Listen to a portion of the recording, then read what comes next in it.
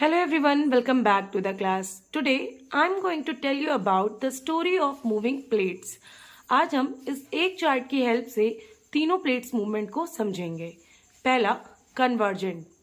Convergent में क्या होता है, जो प्लेट्स हैं वो एक दूसरे की तरफ मूव करती हैं, मतलब कि यहाँ पर कोलिजन होता है, प्लेट्स एक दूसरे से टकराती हैं।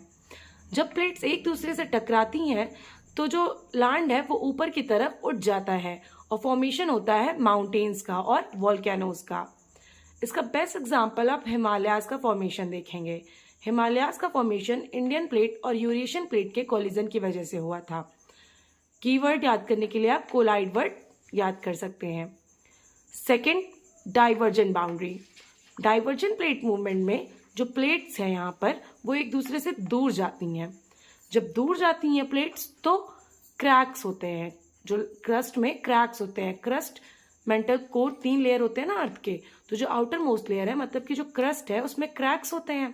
क्रैक्स होने की वजह से उसमें मैग्मा, लावा ऊपर की तरफ आते हैं और जब वो ठंडे हो जाते हैं तो नए लैंड का फॉर्मेशन करते हैं।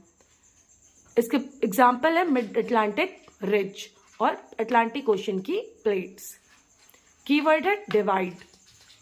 थर्ड है ट्रांसफॉर्म बाउंड्री। यहाँ पर प्लेट्स ना एक दूसरे से टकराती हैं ना दूर जाती हैं, बल्कि साइड में स्लाइड करती हैं, जिसकी वजह से क्या होता है, इन स्लाइड की वजह से फ्रिक्शन होता है और फ्रिक्शन की वजह से झटके लगते हैं। तो ये किस चीज का रिजल्ट क्या होता है इसका, अर्थक्वेक। जब झटके लगते हैं तो अर्थक्वेक आता है।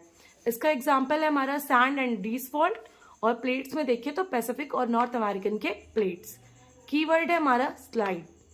Easily trick to remember, collide एक दूसरे की तरफ मूव करती हैं, डिवाइड दूर होती हैं एक दूसरे से, और स्लाइड मतलब कि साइड बाय साइड एक दूसरे की स्लाइड करती हैं।